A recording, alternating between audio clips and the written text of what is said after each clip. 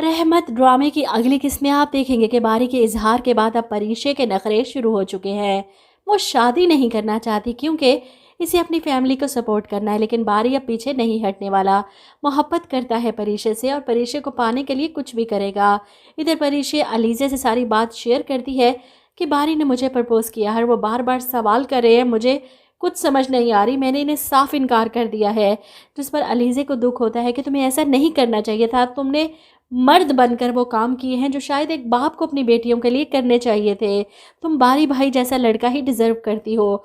वो इसे मनाने के लिए काफ़ी समझाने की कोशिश करती है, लेकिन परीक्षा जवाब देती है कि मेरे और बारी के स्टेटस में ज़मीन आसमान का फ़र्क है और मैं स्टेटस के दबाव में आकर इतनी बुरी ज़िंदगी नहीं गुजार सकती। खैर, अगले दिन ऑफिस में बारी परीक्षा के सामने आकर बैठ जाता है इसे इनकार की वजह पूछने। अब परीक्षा तो वैसे ही सारी रात इसी के बारे में सोचती रही।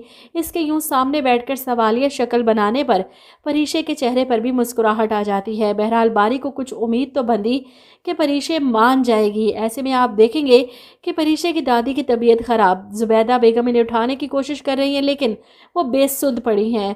वो परेशान होकर परीक्षा को फ़ोन करती हैं क्योंकि आलम साहब तो इनका फ़ोन उठाना गवारा ही नहीं करते। शायद रुमैसा बेगम इस बार भी फ़ोन छुपा लेती हैं ताकि जुबैदा की कॉल ना उठाई जा सके। ऐसे में परीक्षा को फ़ोन करती हैं तो परीक्षा बारी सर के साथ पहुंच जाती है फ़ौरन घर। बारी इनकी हालत देखकर परेशान इन्हें लेकर हॉस्पिटल पहुंचता है, इनके इलाज करवाता है। इलाज का सारा खर्चा बारी खुद उठाता है, परीक्षा के मना करने के बावजूद भी। इधर आलम साहब को पता चलता है कि इनकी माँ की तबीयत ख़राब है तो वो भी हॉस्पिटल पहुंच जाते हैं, और जब पता चलता है कि सारा बिल पे कर दिया है बारी ने तो इन्हें ज़रा भी शर्म नहीं आती। और इसी बात पर रुमैसा बेगम आलम साहब के कान भरती हैं कि आप अब तो हद ही हो गई। क्या लगता है ये लड़का परीक्षा का क्यों कर रहा है ये सब कुछ, सोचा है कभी आपने? वो पहुंच जाती हैं अलीज़े के घर नमक मिर्च लगाकर बातें बताने के लिए। जुबैदा ने अपनी बेटियों को बहुत छूट दे रखी है। पहले अलीज़े ने जिस तरह आपके बेटे जुहेब को फंसाया और फिर इसकी शादी का सारा खर्चा और अब अम्मा जान का इतने महंगे हॉस्पिटल में इलाज, ये सब परीक्षा के बॉस ने करवाया है। आलिम साहब को तो ये बात कभी भी गवारा नहीं थी, लेकिन जुबैदा वो कब किसी की सुनती है? आप खुद बताएं कि आज के दौर में कोई इंसान किसी लालच के बगैर भला अपना पैसा क्यों खर्च करेगा? रुमैसा बेगम की बातें सुनकर दोनों माँ बेटी परेशान हो जाती हैं कि जुहेब बहुत बुरा फंस चुका है ऐसे 2 नंबर ख़ानदान में। वो फैसला करती हैं कि अलीज़े से सारा जेवर वापस लेना है, किसी तरह करके निकलवाना है और जुहेब की दूसरी शादी करवानी है। हमें जेवर बनाना पड़ेगा। जिस पर माँ कहती है कि पहली जाएगी तो ही दूसरी की नौबत आएगी ना। खैर, जुहेब की बहन को लगता है अपने ससुराल में कोई काम नहीं, जो हर वक्त यहाँ बैठकर अपनी माँ के साथ प्लानिंग करती है। यहाँ तक कि अलीज़े की अलमारी से चोरी करने की कोशिश करती है इसके जेवर को, लेकिन अलमारी को लॉक लगा था।